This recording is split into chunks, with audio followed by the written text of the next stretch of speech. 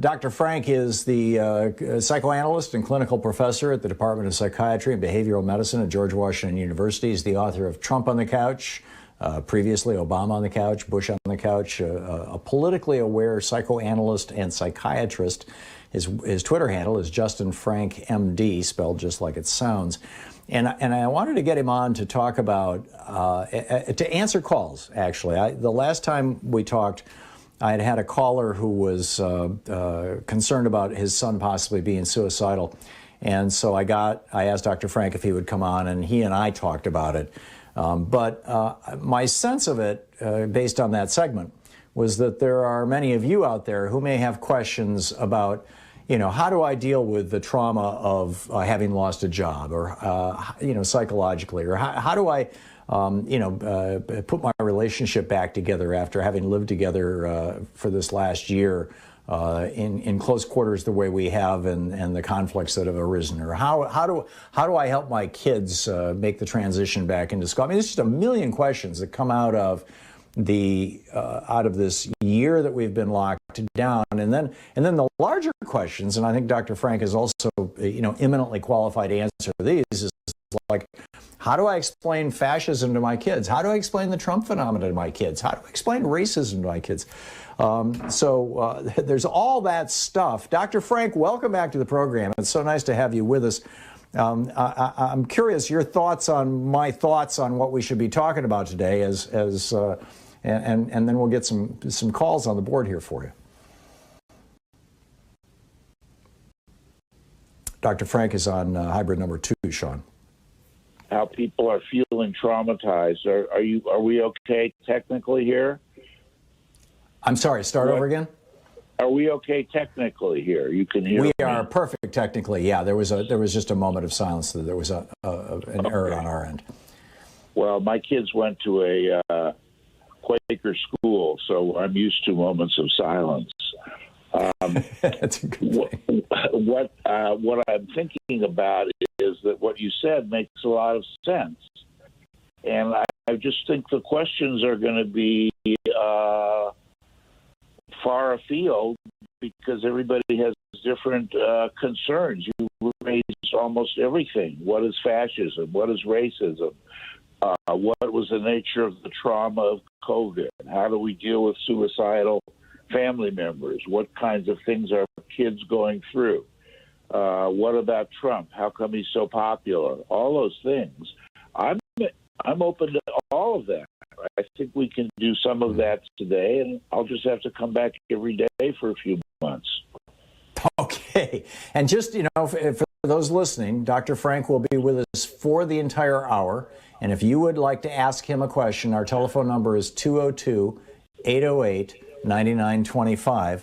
And we will be taking your calls for the hour. This is an experiment. This is broadly non-political, but I think it's important at this particular moment in time. So let's start with Ray in Tacoma, Washington. Ray, you are on the air with Dr. Justin Frank. I'll try to make it non-political. It'll start out that way a little bit. Feel free to be political. Well, here's the deal: is I had a brother like about 4 years ago, got drunk, shot himself in the head, killed himself. My mom couldn't hang, and about 3 years later, she killed herself with the gun as well. And it just seems like, in my experience, people who are suicidal are trying to draw attention to themselves. And I hate to be brutal about it, but if we were to kind of paint suicide as a selfish act, would that sort of apply more of a stigma to it? I could take my answer off air. Thank you, Ray. Well, that's what a terrible situation in your family. I'm so sorry. To me, there's lots of ways to paint suicide, but one way of painting it is that it's murder of the self. It is a form of murder. It's self-murder. And it also damages, obviously, the family in terrible ways. But the purpose of it, or the means behind it, or the reasons for it, vary with different people. And what I hear, at least certainly from your mother, is that she did it not to call attention necessarily to herself, but because she couldn't bear the pain of losing her son. She couldn't, as you say, hang with it. And that's because the pain was so overwhelming that she felt she couldn't endure it anymore, and she couldn't get rid of it. And so the suicide is about trying to get relief from pain, or ending pain in that case. Why your brother did it, he was certainly under the influence of alcohol, but I don't know what else happened. One of the things about alcohol is that the term is it's disinhibiting. It allows you to express impulses that you might not otherwise do, because your judgment is clouded, and the brakes on your mind, what we call the superego or conscience, is also impaired with alcohol, and so one might commit suicide or do something otherwise also destructive. But I don't think it's to call attention to oneself, other than it may be at some deep level for some people trying to kill yourself as a way of sending a message to somebody else who you feel doesn't really care about you. I'll show you what not caring means. I'm going to take it to the ultimate degree. So there's different motivations. I don't know what else to say about it right now, Ray. So you're saying that suicide can even be a form of aggression, and one of the things you mentioned, if I could just add a follow-on question, particularly since we just have about 2 minutes until we're going to hit a break, is if somebody is feeling that pain and despair and would prefer not to use suicide as a way of avoiding it, how do they avoid that pain and despair of, for example, losing a child? Well, they have to talk to somebody about their pain. One of the things that even as far as Roman times, Cicero wrote about friendship as a way of managing loss, and that you cannot manage loss. Of course, this is all in Latin, so I can't translate it that well. You can't manage loss without friendship. And that's a similar thing to now. There are suicide hotlines you can call, but when you're feeling despair, you need to share it with somebody and put the feelings into words. Otherwise, they get converted into action, and that's when a person tries to kill themselves. But if they're feeling despair and hopeless, writing about it is not enough. They have to actually speak with a person and be with a person and even touch a person who's in their family and in their life. But there are also suicide hotlines where at least you can start out by talking to someone, and I think every city has them, and you could even call 911 on yourself, and they'll put somebody on to talk with you. But it requires not being isolated. You're right about suicide. It is about murder. It's murder of the self. It really is. It's not it's wanting to kill the part of you that is in terrible pain. There may be other things that drive a person to suicide who's more psychotic, let's say, which is like a wish to be united with a dead family member, or the wish to fulfill something that's really crazy. And talking to somebody might not help in that case. But the importance is to have somebody to talk to. The irony is that COVID makes touching others harder than ever. Yeah. I don't know if you want this to stop now or... Hi, thanks so much for taking my call. This is really hard for me to articulate. I've lost five family members to COVID. One of them was my father, and one of them was my grandfather. So I've lost all my father figures, but I wanted to call in because it was such a bizarre way to lose them. I never thought it would be possible to lose them that way. And not only that, my family was deprived of our grieving process. We couldn't be together. And the other element that rubs salt to the wound is that there are people who tell me, and not only personally, but also on a large scale, like politicians telling me that that is not the way that they died, that it wasn't the COVID. So they are, telling me, no, it wasn't the COVID, even though it was. It's not like my family just spontaneously dropped dead. It took them. So I was wondering, how or what is the best way to deal with that type of grief, where other people are trying to convince you that it wasn't that it took them, and it's just the anger that brings me. And do you know of any support groups or research that is being done, because the COVID has really left behind tons, and I don't even know how many grieving people this pandemic has caused. Hundreds and I'm actually worried. I'm worried for the collective psychology. The mental health of our country. Thank you very much. Thank you. Well, first of all, my heart goes out to you and your losses, and I think that it's courageous to even talk about it and share this with us and with me. So that's my first thought. I could dismiss quickly the politicians, if that's okay, who say they didn't die of COVID, your family, or that COVID is not real.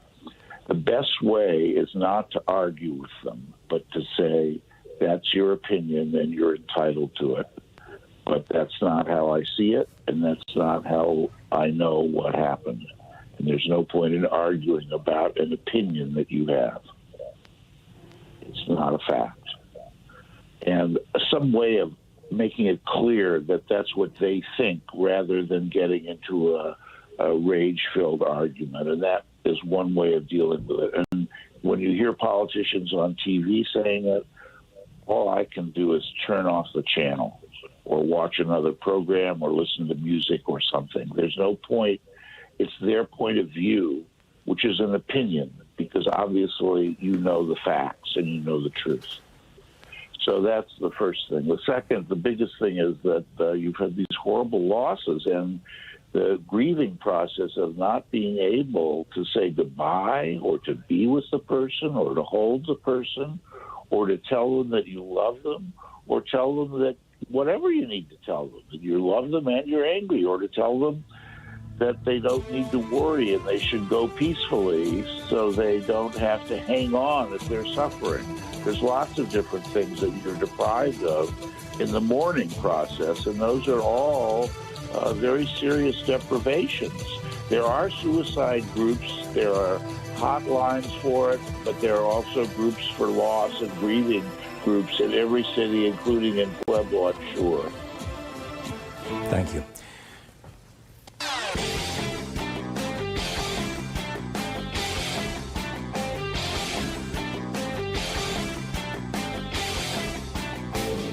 The hidden history of the war on voting tells how the GOP has been stealing elections for decades and will again this year unless we stop them. So back in the day, and I mean back in the 1780s, literally when the Constitutional Convention was happening in Philadelphia in the summer of 1787, there was this debate about the quality of the vote, whether people who only landowners should be allowed to vote, stuff like that, and in order to ensure that well-informed people who really care about voting are the only ones voting. It didn't pass. It was rejected by the framers of the Constitutional Convention, this idea that only landowners should be allowed to vote. Never made it in the Constitution. But a variation on this is now being proposed in the Arizona legislature. And State Representative John Kavanaugh, who's the chair of the committee that's pushing this legislation, says the quality of the vote is important. We have to look at the quality of votes as well. I've got a new video all about this for the supporters of our program over at thomhartmann.com. Check it out.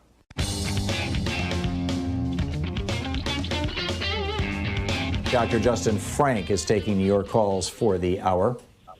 And Jordan in Roanoke, Virginia, you are on the air with Dr. Frank. Thank you. I have an adult married daughter with a history of depression who is feeling so isolated during her pregnancy because of the pandemic. She is going to be meeting with telehealth for mental health and is, under the care of her obstetrician. What can I do to support her and not exacerbate her anger that I am supporting her? Thank you for your answer. Well, thank you for your call. First of all, I was thinking about the term pandemic, and maybe we should call it contagion. We are faced with a contagion, and that way we can learn about the source of the word contagion, which means with or together, con, and tagion means from the Latin, I think, means touch. So it's about touching with, and that is completely a big problem with COVID and the isolation from it. It's a contagion that doesn't allow touch unless you're inside the same bubble. So I don't know if you and your daughter are inside the same bubble, but it's important to both talk to her and listen to her about her anger. You can't make her stop being angry, but you can listen to it and say that you understand it, and it's really terrible feeling alone. And I'm here with you, and I know how terrible it feels.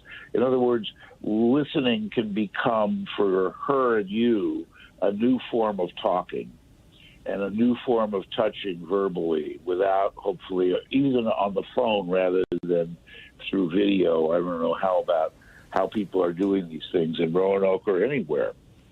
But basically, the COVID contagion has turned us all into islands. In John Donne's poem from many, many centuries ago, he said, "No man is an island." Well, that's not true anymore, or not as true as it was, because there is a real problem about feeling isolated. So if you can talk to her about it and listen to her about it and letting her know that, and her anger at you, if she's angry at you for helping her, you can say, listen, I'm only helping you because right now, A, I'm your mother, and B, I'm helping you because you need somebody who's not you to help you. It doesn't mean that you have to depend on me, or I'm telling you you're weak because you need me, or any of those things.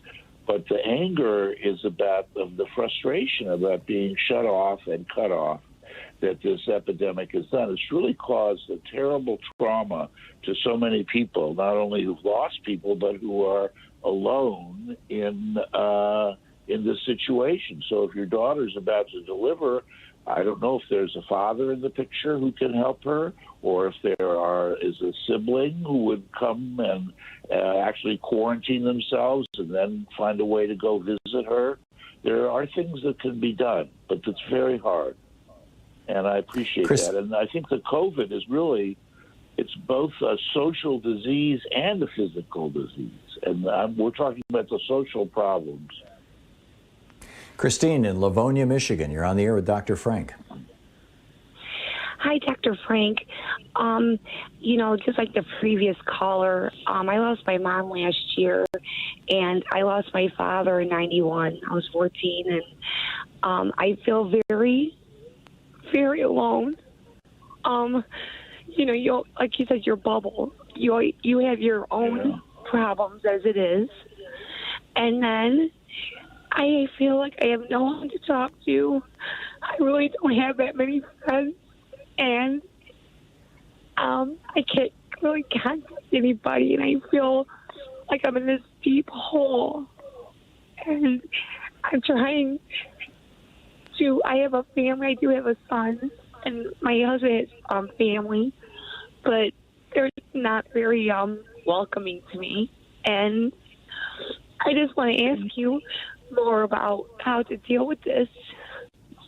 Can you be in the same room with some of those people, even if they're not welcoming? Is there some way to have you be in each other's bubble, or having a shared kind of bubble? That would be the first thing that comes to my mind. We have 1 minute to the break, by the way. And then the second thing is that it's really terrible to be in a deep hole, and you need to have somebody who can listen to you and talk to you. I don't know if that's a sibling or a friend or anyone, or call someone. It's really an isolating situation with COVID, and people are feeling terribly alone, which is why I'm glad you called in, just even to talk for a few minutes.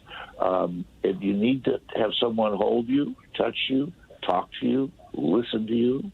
And I hope that that can happen, and you may have to be the one to make it happen by letting people know that you're in pain and sharing it.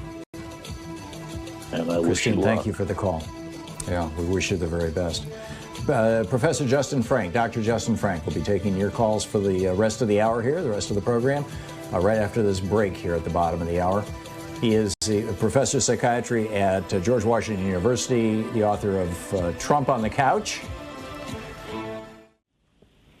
Hi, Dr. Frank. Hi. Hi, Thom, also. I would like to put Trump on the couch, if you could, for me, and explain what could be driving this man who did nothing while over 500,000 of us have perished. And it just traumatizes me, and I get infuriated that I don't understand how we sat here just feeling like, hurry, hurry, help, as this man did nothing. I'm wondering if you could diagnose for us what is going on in this crazy head of Trump's. I spent a lot of time trying to get inside of his crazy head. In fact, the book that I wrote, Trump on the Couch, took about 2 years to write. And what I discovered is that there is a fundamental conflict from early on between building things or making things or being like a builder like his father and being a destroyer. He would like to break things. He would like to break buildings. He would like to break things that other people have. He would like to attack his father.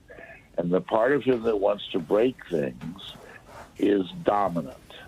And he breaks, as somebody wrote in one of their titles of a book, whatever Trump touches dies. And I think that that's accurate because he wants to break things. He's a destroyer more than a creator. And he's been a destroyer for years. But he gets away with it because he can sometimes charm people or make people think he's doing things. But basically, he's a very destructive person. And there's two ways that he is destroying, to try to destroy people for the past 4 years. The first one is by complete neglect. He would rather golf. He never did anything productive to help people. He turned his back on us during the COVID crisis, and he has always turned his back on everybody except the very rich, for whom he got tax cuts that really made them and him a lot of money. But the second part has to do with a kind of envious hatred of other people. He can't stand that somebody else could do something he can't do, which is why he is always saying, I'm the smartest person here. I'm the most honest person here. I'm the best at this. I know more than the generals. He says those things all the time. I have the best vocabulary of anybody. Those are all defensive statements that are compensatory grandiosity statements because he knows that he isn't, and he can't bear the fact that somebody is better than he is. And that's from early on a feeling of envy. And that when people have a malignant, which I call it, envy, they attack the good. They destroy what's good. And what's good about America has been our Constitution, actually. And he's trying to destroy that, and he got pretty close to it.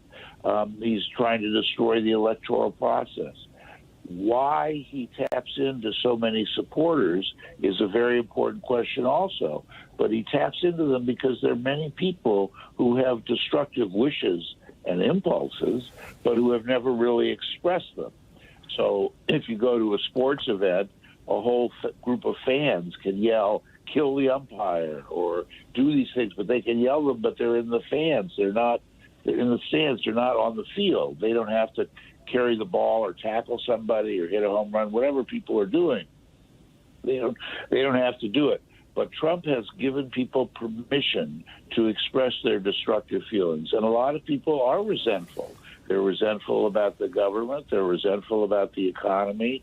Thom was talking earlier about this huge gap between the wages people get and the wages that they should be getting for what they produce. I mean, a huge gap. And I think that people are angry and frustrated about it and have sort of learned to live with it. Either they drink or they get angry or whatever it is in their families or go to church.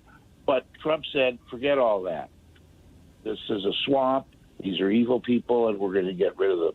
So he got into power as a destroyer. The problem is people didn't understand that he was a destroyer and not a builder at all. I wish I could say more about that, but that's plenty. I mean, he's got a deep strain of cruelty. Cheryl in Dallas, Texas. You are on the air with Dr. Frank. Okay, Dr.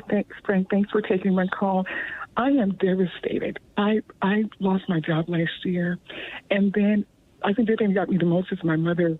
It was in another state. She was in Ohio, and she passed away in December.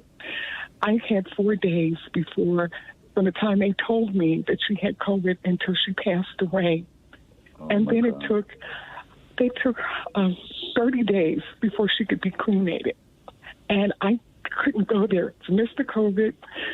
And I just feel I'm devastated. There was nothing like that. Waiting for her to pass away, I said goodbye to her on a Zoom call.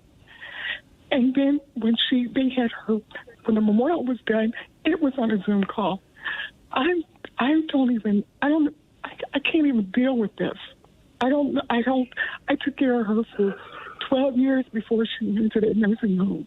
And I protected her all that time. And then the time came when she really, really needed me. And I wasn't there. And I'm African American. Culturally, I was supposed to be there, and I wasn't. And I can't deal with it. It's horrible. It's horrible. I don't know what to say, because I think that when you can't even reach your mother and be there, you're supposed to be there as a daughter in addition to being an African American daughter. And it's horrible. And what this COVID experience has done is people don't get the fact that it's also attacked our social fabric. It's not just an illness, which is enough in and of itself causing death. It's an illness that has broken down the capacity to touch, how we've lost touch with each other.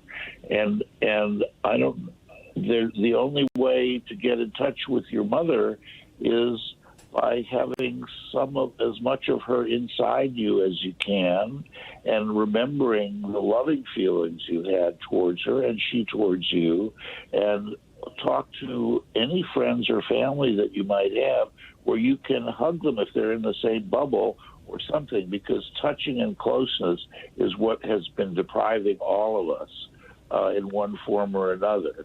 And I think that there's no way to bring her back, and the feeling of loss is so massive that some form of touching, holding, talking, sharing it like you're even calling in today, although this is far from being personal, it's really not as far as not talking to anybody or not touching. And I think it's really essential. And we can't be together at funerals.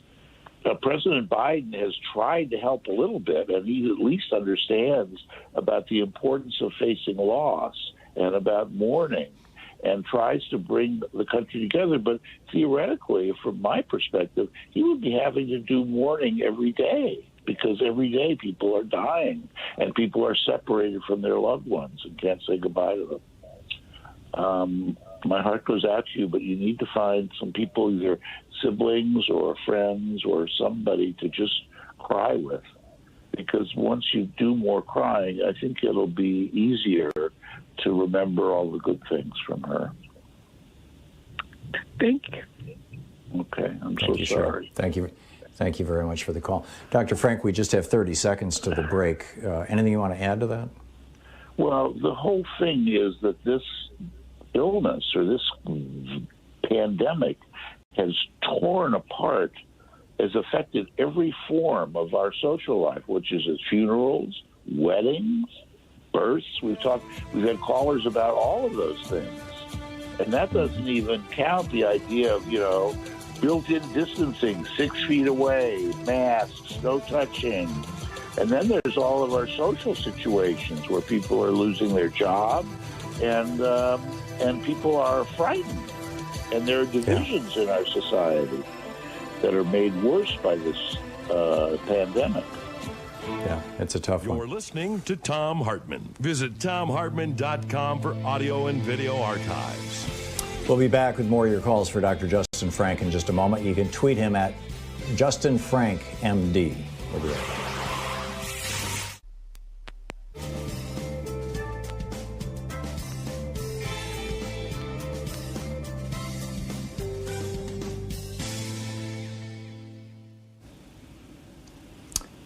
And welcome back. Erwin in Missoula, Montana. Erwin, you're on the air with Dr. Frank. Yes, thank you. I'm from a large family, diverse in political views, and prior to the COVID, we weren't really speaking over politics. Some of my family are actually Republican office holders at one time.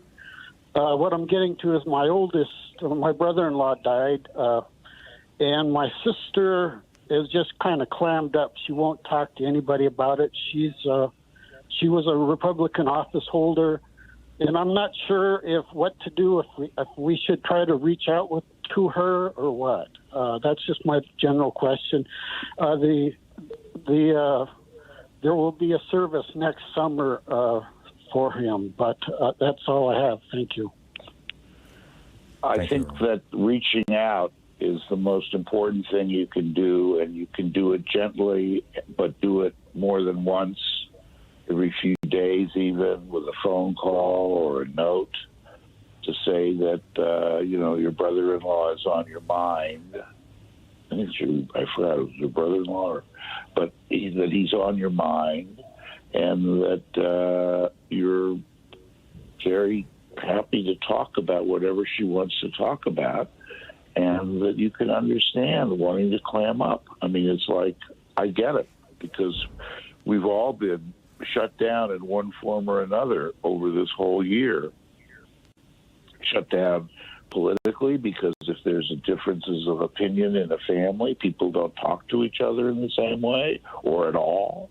Or now with this social distancing that's enforced, even with people you have to sit far away and can't hug them.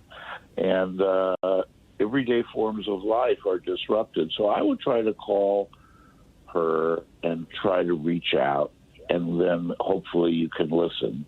But if there's a way to empathize or identify with her hurt, that you understand about clams and you understand about shells, but a shell is not the same thing as a bubble, and we can work and talk within a bubble, but I can't get into her shell.